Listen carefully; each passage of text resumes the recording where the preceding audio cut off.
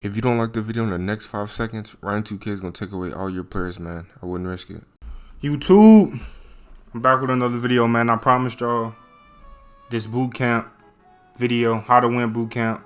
I haven't necessarily won it. I came in top 25 early in the year when I wasn't even, playing the right way. I kind of was just playing boot camp. I know you had to throw lobs and stuff, but our goal was just like to get games as over with as quick as possible. That was our goal early in the year. But I did play with somebody that has won boot camp. He played with 2 inside centers. I advise y'all not to play with 2 inside centers, but it's up to you. I got y'all with this video, man. I'm gonna run down the keys to winning boot camp. I know how to do it. I've won events. I know how to win events.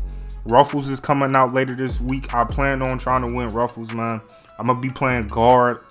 Try to do guard for 90% of the servers, meaning probably like the half of Asia if I have to. My guards is telling me whatever I gotta do. I'm gonna try to win Ruffles for y'all on stream. I will be streaming that. But before I get into this video, man, make sure y'all like, share, subscribe, and then turn on those post notifications, man, so you know when I go live or when I'm posting a video, when I post a community post, whatever, man. Make sure y'all sub up. Y'all been showing crazy support, man. I'm gonna keep uploading. I'm gonna keep grinding with y'all, bro. All right, so for the gameplay, kind of just ignore it. You can kind of get an idea, what to do in boot camp, especially if you have people that aren't trading. But number one, make a 75 overall. You can make whatever you want. I advise you, if you're playing a guard, to make, either a play shot or like a two-way slashing playmaker. You can go in there with 2 shooting centers and just ISO when it's time for, to end the game. If you're trading, you can throw lobs with 2-way slashing playmaker. They get a lot of rep for that. And you can just throw it to the shooting center, sit in the paint. He should be able to catch it, even if it's a layup. It really doesn't matter. Number 2, figure out what y'all gonna do and stick to it, man. A lot of people, they go in there and start second guessing the lineups and stuff like that. Just stick to it. It's a 4-hour event. You can lose, you can win. It really doesn't matter. It doesn't mean you're gonna actually win the event. So I would just stick to it. I wouldn't force any lobs either, man. If you want to win, make sure you get every game over with as quick as possible. If you get, a game where you only get 10K, but there's somebody over here sweating their hardest trying to get, just 13 or 14K, by the time you're done with your game, they're still in their game, and you're in your second game halfway through with that, and you about to get another, 10K. So you'll be at 20K. By the time they finish their game, they at 15. So it's like, bro, just get the games over as quick as possible. You got to shoot threes. You got to shoot threes, man. It's a 4-hour event. Anything can happen. The dudes that are top 10 could all just fall out of top 10. I've seen it happen plenty of times. I've seen people come back down a lot of points, man. You just got to grind it out, grind it through. Make sure you got people that are consistent and going to play the whole 4 hours too. You want to be switching mid-game. Just, if your teammates suck, just go with it, man. You never know what's going to happen, man. Number 3. You want to make sure you aim for a certain amount of rep if you are trading.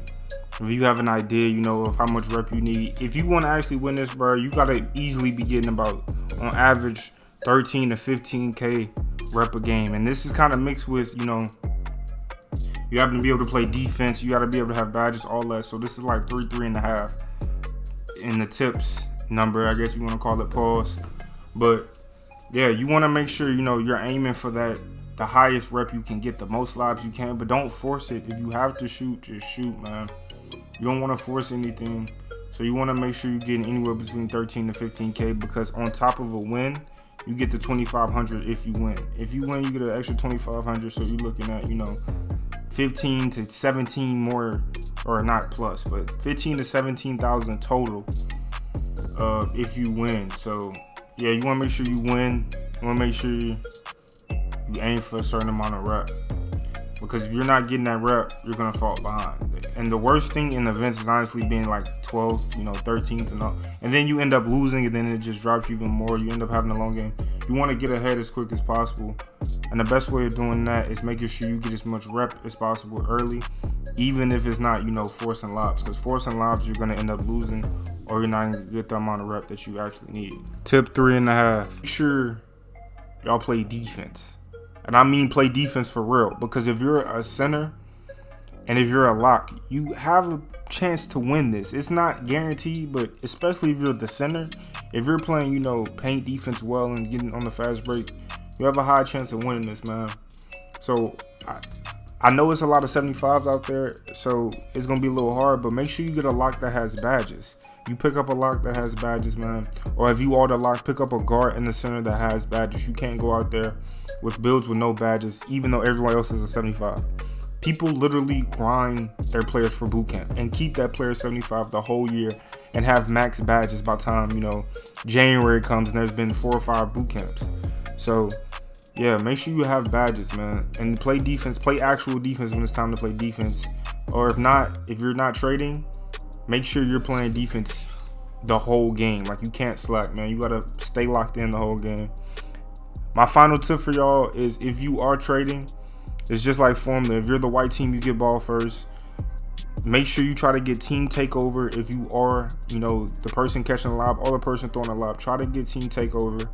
So if you're the white team, if you're up 16 or 14, after your lob, you activate team takeover and you go play defense. It's almost like a finesse. It's not really finesse, but it's almost like a finesse. You're gonna have your lock or your guard, whoever, your whole team's gonna have team takeover. So you're gonna be able, you know, to get steals, get rebounds, stuff like that. So you'll be straight.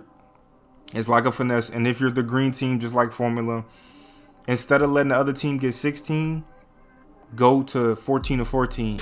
And if you are able to get team takeover out of that, activate your takeover, man. Honestly, man, that's really the easiest, you know, way to win bootcamp. It's pretty simple. Anybody can win it. You see a lot of new people win events every week. So, I mean, it's pretty easy, man. If you made it all the way through, that means you're loyal. And I really appreciate that.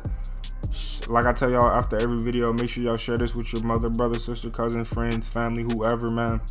Make sure you get this video out there. I see the support. I see the love. I'm going to be posting community posts. Also seeing what y'all want, man.